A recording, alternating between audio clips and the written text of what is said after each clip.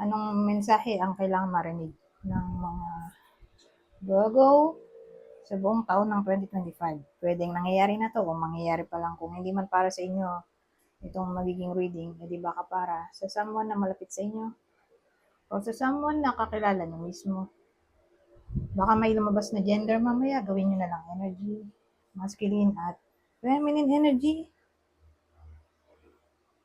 Pwede rin naman na huwag nyo nang pansinin yung gender. Hindi ko masasabi kung anong magiging reading, kung positive ba o negative. Depende sa kung anong mapipick up kong energy.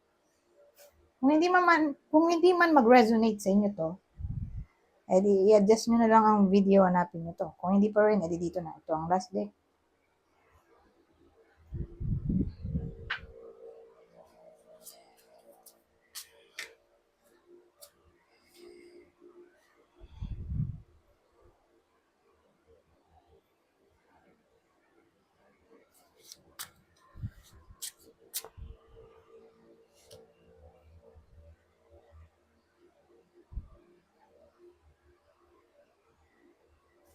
Hmm.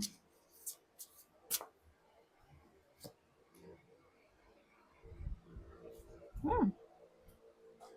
Yan. Interesting. Kaya lang sa gabol yung ilaw. Ano ba to? Ayan.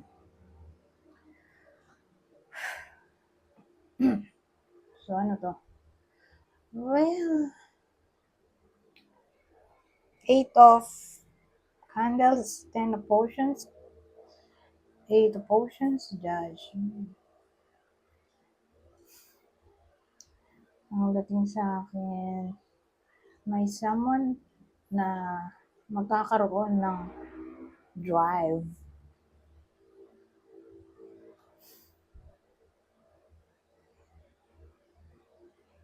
Na layuan. Ang anything na parang bad habits. Kasi gusto na niyang maging masaya. Hindi to bad habits ay toxic people. Yun yung parang aksyon o desisyon na gagawin ng iba sa inyo.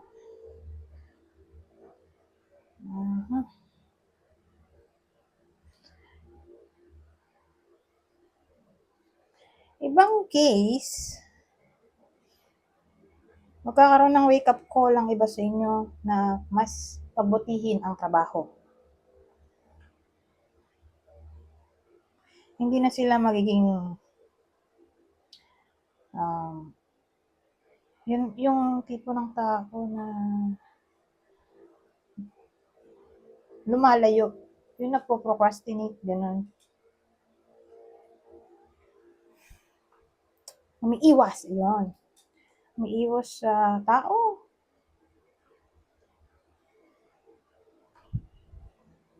Kasi, ang iba sa inyo ay introvert.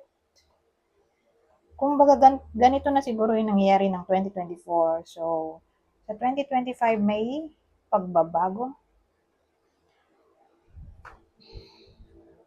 At yun nga, mapo-force sila na magbago dahil sa judgment. Ano to eh, para siyang reawakening o wake-up call. Ibang case, kasi nga maraming case, maraming senaryo. Kunin nyo na lang yung info na sa tingin nyo valuable o magre-resonate sa inyo.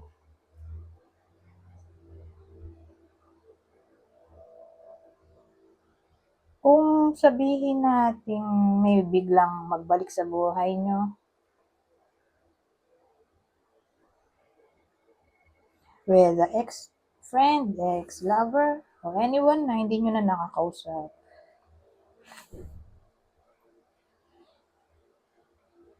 Tingin ko, forgive and forget na lang to.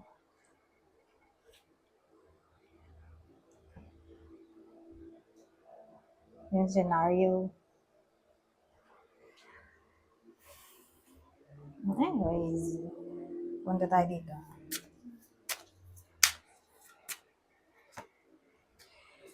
May sorrow tayo. Nangyari. Oh. So, kung mapapansin nyo, pare sila ng hitsura ng kamay. Parang problemado sila. Nangyari.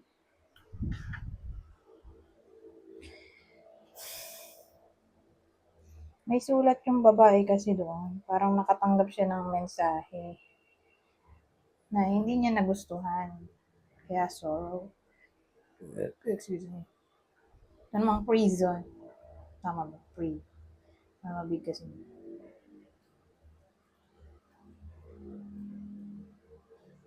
O nga, prison, may kinalaman to sa para siyang entrapment. Kasi, nakakulong di ba? O, feeling trapped.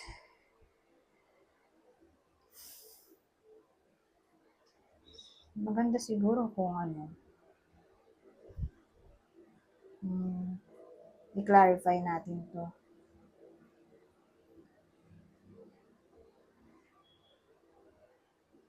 Kasi iniisip ko, ano kaya to? Anong mensahe ang pwedeng mag-cause para maging sad at feeling trapped yung iba sa inyo? Baka to? Responsibility, obligation,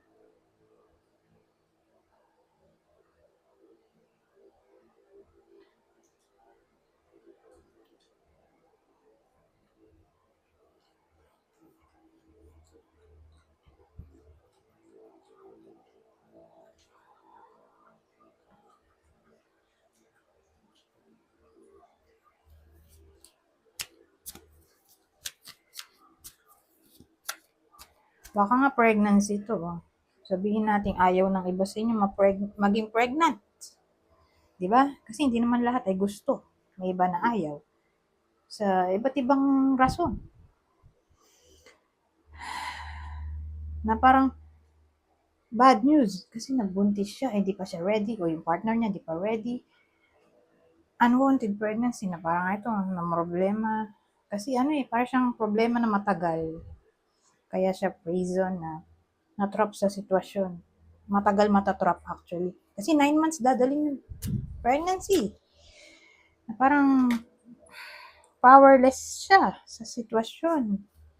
Kasi, alangan naman palaglag niya. Siyempre, hindi natin yan gina-encourage, di ba? Pero, yung sitwasyon nga, ganoon. Na parang wala siyang magawa, kundi tanggapin na lang ang nangyari. Although, ayaw niya. So, again, kunin nyo lang yung info na sa tingin nyo i-fit sa sitwasyon nyo. Pero maganda nga kung i-clarify natin to.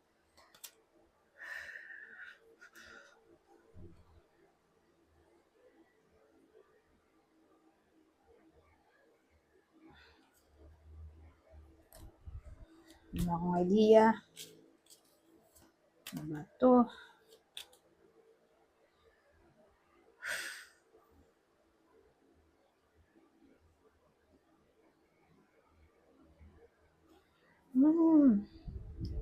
Kasi pwede kasi magdikit yung taro kanina, itong ganitong klaseng taro. Taro kasi itong mga ito. Na iba lang ng itsura. Ito kasi may coding. Mabilis. Dito sa unang spread, pangalawa, pangatlo. Pangalawa, hanggang pangalawa lang pala tayo dahil ito ay clarifier. May tendency na may magbalik na ex, diba?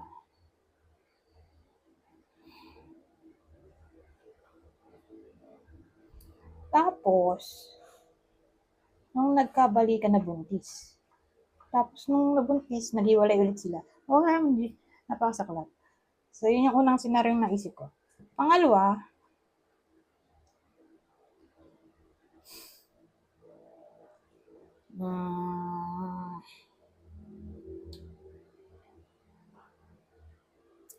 ano bang pangalawa? Yung pangalawang senaryo, o huli na siguro, mahirap mag-isip eh. Ex ulit to. Kung baga, nagkabalikan sila. Tapos, ang ending, umulit na naman yung ex sa bad habits niya. Yung ginagawa niya na toxic bago sila maghiwalay. Tapos nung nagkabalikan, ayun. Umulit na naman sa toxicity yung person niya o ex. Yan, nagkabalikan pa naman sila, di ba? Na parang, tinoxic na naman ng tao dito yung sarili niya. Na sana hindi na lang niya pinabalik yung ex niya sa buhay niya. Ayan, toxic na naman. Na yan, bandang huli ito, papaisip-isip na naman siya na what went wrong? Anong ginawa niyang mali? Na sana hindi na niya pinabalik sa buhay niya yung ex niya, di sana hindi na siya natotoxic. Ngayong taon, 2025, siguro, maganda kung huwag na pabalikin yung ex na magbabalik sa buhay ng iba sa inyo. Kasi gulo lang ang dating niya. Malaki kasi chance eh. Yung ex yan dahil mayroong ano tayo. Six of Cups. Ito yung decision eh. Yung parang, yung news dito, parang ang dating, winelcome back niya.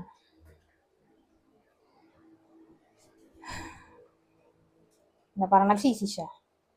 Na sana hindi na nga winelcome back. Kaya napiling trap siya dito. Pero again, ex yan. Ito yung decision niya. Mali yung decision. Yan naisip ko.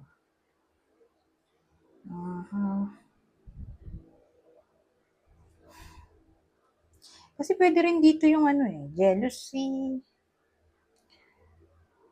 Halimbawa, ganun nangyari before. Ayun na naman, jealousy na naman yung problema.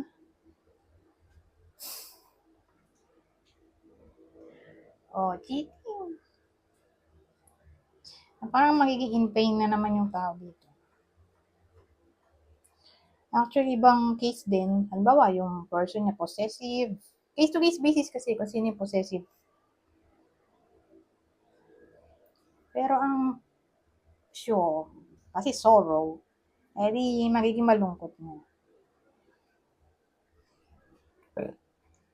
Excuse me. Tingin ko bad decision to. Na magpapatoxic sa buhay nyo at mahirapan na naman kayo makawala. Kaya maganda nga kung may magbalik man sa buhay nyo, lalo kung ex-lover yan. Pwede rin nga ex-friend, who knows. Napagkakatiwalaan nyo ulit, tapos, ayun, bibetray na naman kayo, patuloy na lang. Kaya maganda nga talaga kung forgive and forget na lang kasi. Tulad ng sinabi ko dito,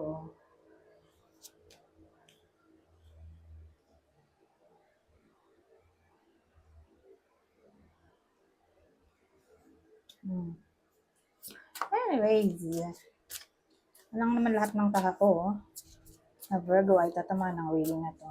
Siyempre hindi, di ba? So ito yung clue. So kung sino man ang tatama ng reading na to, pwedeng tumama sa inyo to o dun sa ex. Para lang may idea kayo. Di ba? Para sa inyo ba itong reading o hindi? Very young. Beard. Average height. Same height. Oh. Yung iba average ang height nila. So dito naman sa Pilipinas, average height mga 5'3". Tingin ko lang 5'3 to 5'8". Parang matangkad ka na o 5'9 ka. To 6. Bihirang-bihira yung 6, syempre. Pero kadalasan kasi sa Filipino, ganun. Ganun yung height. So, napansin ko lang naman. Mga pababae o lalaki. Pero may mga lalaki, sa tingin ko lang, mga 5'5 to 5'10. Anyways, yung iba naman magka-height. Ito, mga Ang 4 lang pala to. Ay, 5 pala. Pang-5, maputi. At ang huli, pang-6 na clue. Ito malupit oh. Mixed color eyes. Hindi to imposible. Parang may nakita kong sa social media, ewan ko kung edited ba yun. Pero may case daw na ganito eh. Hindi lang sa pusa. Di ba usually sa pusa to? May nakita nga akong ganito ang bata ko eh. Kaiba ng kulay ng mata. Pero sa tao din daw may ganito eh. Saka parang nakita ko, nakalimutan ko lang. So, posible. Yun nga lang, rare. So, pag sinabi mo rare, sobrang bihira. 1 in a million yung chance. Pero posible.